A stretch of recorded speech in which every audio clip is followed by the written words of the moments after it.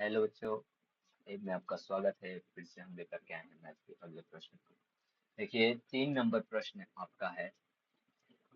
बोला क्या कि तीन घनाकार धातु पिंड की भुजाएं क्रमशः 3 सेंटीमीटर, 4 सेंटीमीटर और 5 सेंटीमीटर है। ठीक है। तीनों धातु के जो हैं पिंड, उनको पिघला करके एक घनाकार पिंड बनाया जाता है। घनाकार बनाया जाता है और इसकी पूछी जाती है कि 1 नंबर प्रश्न की भुजा कितना होगा। 2 नंबर में पूछा जा रहा है कि कुल पृष्ठ क्षेत्रफल कितना होगा या पूर्ण पृष्ठ क्षेत्रफल पूर्ण। ठीक है, यही पूछा जा रहा है। ठीक है, तो तीनों का हम लोग क्या करेंगे कि अब कि तीनों ही अलग अलग पिंड है, उन्हीं को पिघलाया जा रहा है, तो जितना आयतन तीनों पिंडों को निकाल करके होगा वही बड़े वाले पिंड का आयतन के बराबर होगा। ठीक है, तो उसी प्रकार से हम लोग चलेंगे कि एक घनाकार पिंड ले लेते हैं। पिंड एक छोटा सा पहले, जिसका हम बोलेंगे कि 3 सेंटीमीटर वाला है। एक उससे बड़ा ले लेंगे, जिसको बोलेंगे हम कि 4 सेंटीमीटर वाला है। और इससे भी एक बड़ा ले लेंगे, जिसको हम लोग बोलेंगे क्या, 5 सेंटीमीटर है। और इन तीनों को जोड़ देना है, तीनों के जोड़ करके पिघलाना है, और पिघला करके हमारा एक जो बड़ा वाला बनेगा पिंड, एक बड़ा वाला जो पिंड बनेगा, उसका भुजा बताना है। समझे? यहाँ पे हमारा क्या होगा कि 3 सेंटीमीटर, 4 सेंटीमीटर, 5 सेंटीमीटर, और ये इसकी पूछी जा रही है कि भुजा कितनी होगी। तो हम लोग बोल देंगे क्या कि इसकी भुजा ए है। तो ए सेंटीमीटर जो है हमारा ए, वही हमको ज्ञात करना है। ठीक है, तो ए जो ज्ञात करेंगे हम लोग कैसे निकालेंगे, तो देखो ये ज्यादा लॉन्ग क्वेश्चन नहीं होता है, तो जितना शॉर्ट में किया जाए उतना ही अच्छा रहता है। ठीक है,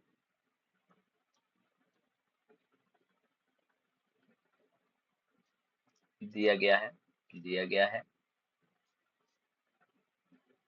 पहली घन का किनारा, पहले घन का किनारा दिया गया है 3 सेंटीमीटर। फिर दूसरी घन का किनारा 4 सेंटीमीटर। फिर तीसरी घन का किनारा दिया है 5 सेंटीमीटर। तो इन तीनों को पिघलाने के बाद जो बना, तो चौथा पिघलाकर जो घन बना है उसका किनारा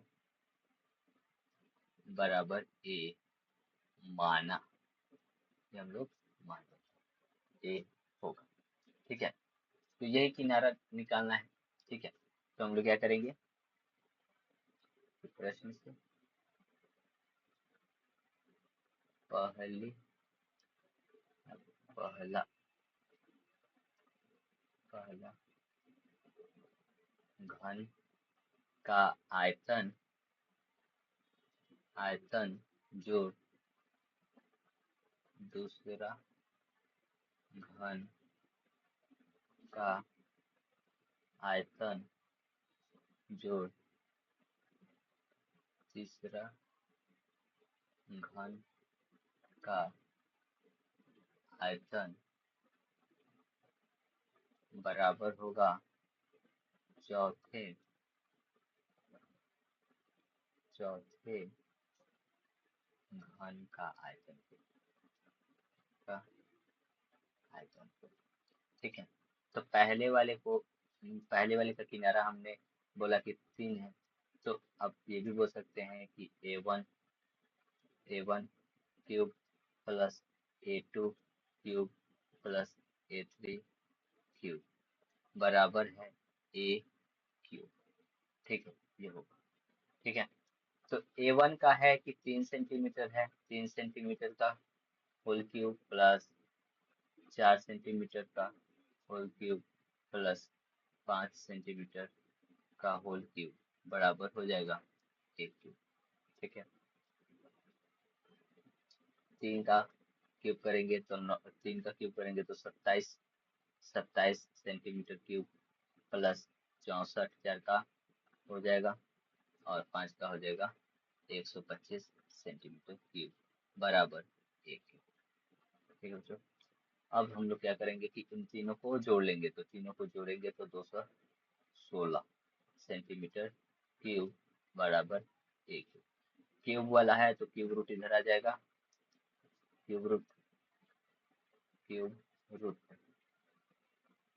216 सेंटीमीटर क्यूब बराबर 1।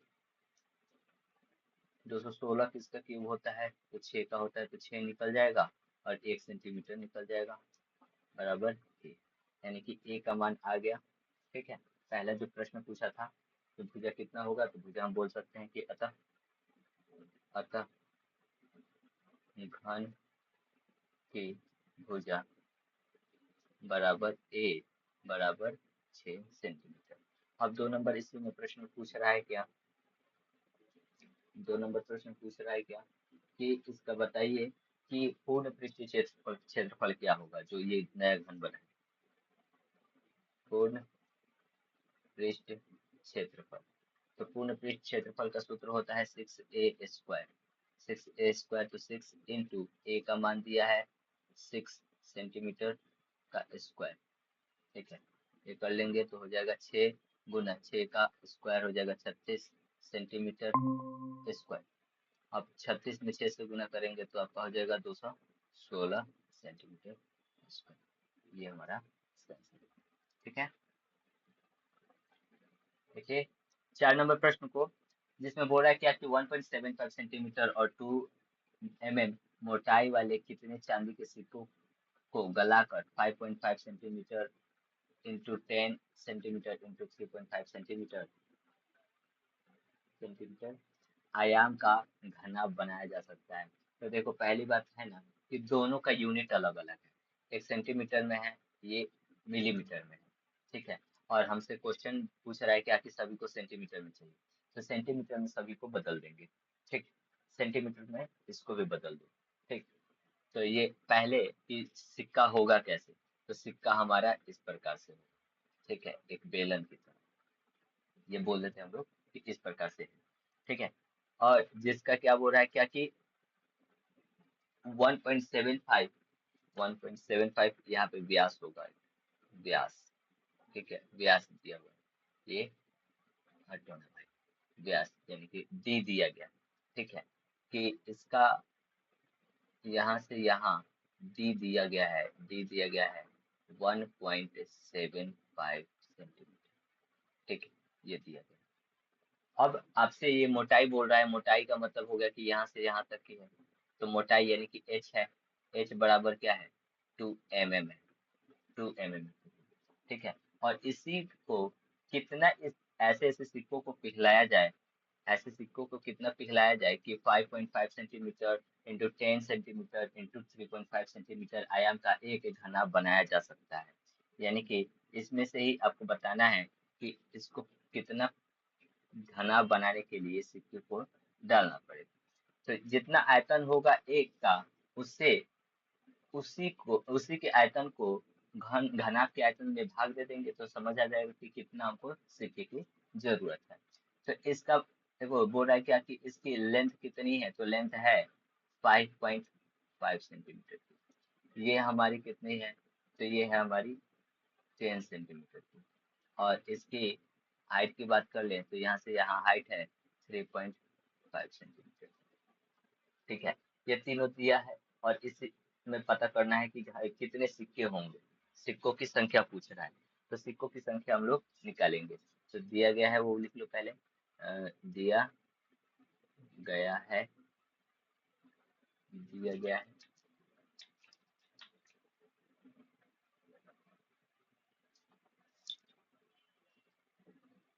सिक्का कहाँ सिक्का है भाई,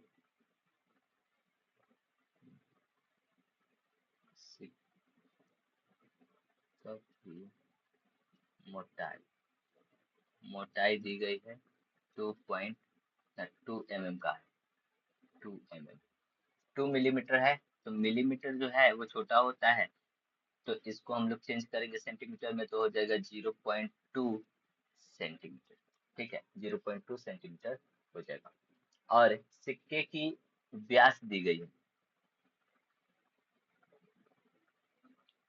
सिक्के की व्यास यानी कि डी डी दिया गया है 1.75 75 सेंटीमीटर।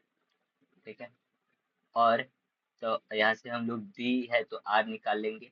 आर बराबर क्या होता है, D/2, तो 1.75 सेंटीमीटर अपॉन में 2। ठीक है, इतना करके छोड़ देंगे। ठीक है, अब हम लोग निकालेंगे क्या कि इसकी सिक्के का दिया गया है, सिक्के का हम लोग निकाल लेते हैं, सिक्के का हम लोग निकाल लेते हैं पहले। ठीक है, अब हमको निकालना है कि और एक चीज और दिया गया है, घनाभ बनाना है ना इसको, घनाभ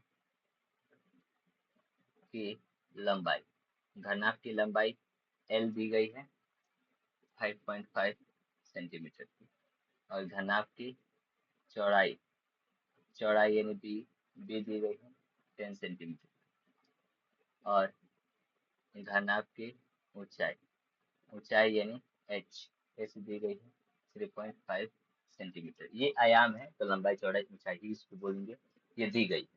ठीक है, तो हमको सिक्कों की संख्या ज्ञात करना है ना, तो सीधा निकालेंगे हम कि कुल सिक्कों की संख्या, कुल सिक्कों की संख्या बराबर हो जाएगा, कुल सिक्कों की संख्या, तो घनाभ बनाना है, तो जो बनाना होता है उसको ऊपर लिख दो, घनाभ का आयतन भगे एक एक सिक्के का आयतन। ठीक है, ये करना। तो घनाभ का आयतन का सूत्र हम लोग जानते हैं क्या होता है कि L/B/H। जबकि एक सिक्के का आयतन निकाला है, तो सिक्का है हमारा किस प्रकार से, तो बेलनाकार है, तो बेलन का लगाएंगे, πr²h। ठीक है, πr²h। तो यहाँ पे हम लोग H1 मान लेते हैं, H अलग अलग है क्योंकि ऊंचाई इसकी अलग है, H2 इसको मान लेते हैं। ठीक है, नहीं तो दोनों का गड़बड़ कर देगा। अब देखो कि मान हम लोग रखते हैं। ठीक है, देखिए यहाँ पे हम लोग मान रखेंगे, एल का मान दिया गया है, एल का मान दिया गया है पहले 5.5 सेंटीमीटर, सेंटीमीटर भी नहीं, थोड़ा सा इंटू कर, और 10 इंटू 3.5 बटे में है, तो इसका 22/7 ले लेंगे। और आर का मान है हमारे पास 1.75/2 का स्क्वायर, और एच का मान है हमारे पास 2 यानी कि 0.2। ठीक है, इसका कैलकुलेशन हम लोग कर लेंगे। अ, ये हो जाएगा आपका क्या कि 55 गुना 10 गुना 35। ऐसा क्यों कर रहे हैं, बटा में हम लोग लगा लेंगे, और यहाँ से हम लोग कर लेंगे कि 175/2 गुना 175/2 गुना, ये हो जाएगा, यहाँ से दशमलव हटा करके ऊपर लगाएंगे, तो इसको हम लोग लिख लेते हैं केवल 2। ठीक है, तो ये दो के बदले, ये दो के बदले नीचे हम लोग लगा लेंगे 100, यहाँ से 2 दशमलव हटा है तो नीचे 100, और एक नीचे से हटा है तो ऊपर 10, जबकि यहाँ से दोनों के पास था, तो इन दोनों से हटाएंगे तो लगा लेंगे 100 गुना 100। ठीक है, ये हम लोग कर लेंगे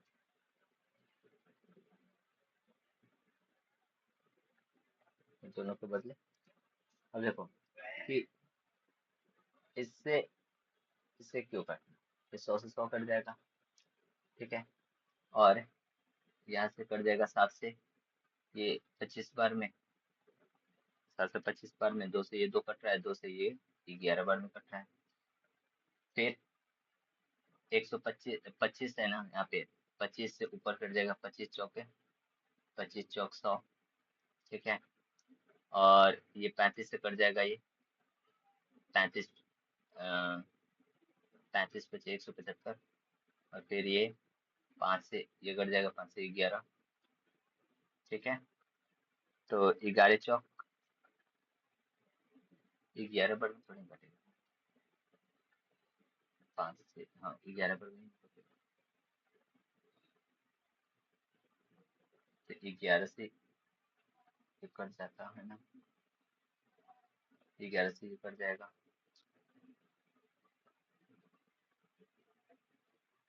तो हमारे पास 10 तो यहाँ पे है ना, ये वाला 10 है, और ये दोनों को गुना कर लेंगे तो हमारा हो जाएगा टोटली कितना, 400, ठीक है। 4 में 10 से गुना करेंगे तो 40 है, 40 नहीं है, 400, 400 हमारा क्या होगा, सिक्कों की संख्या होगी, ठीक है। अतः अतः कुल कुल सिक्कों की संख्या, कुल सिक्कों की संख्या बराबर 400, ठीक है बच्चों। चलिए हम अगले वीडियो में अगले 2 क्वेश्चन को फिर से लेकर के आए, ठीक है। तब तक के लिए धन्यवाद।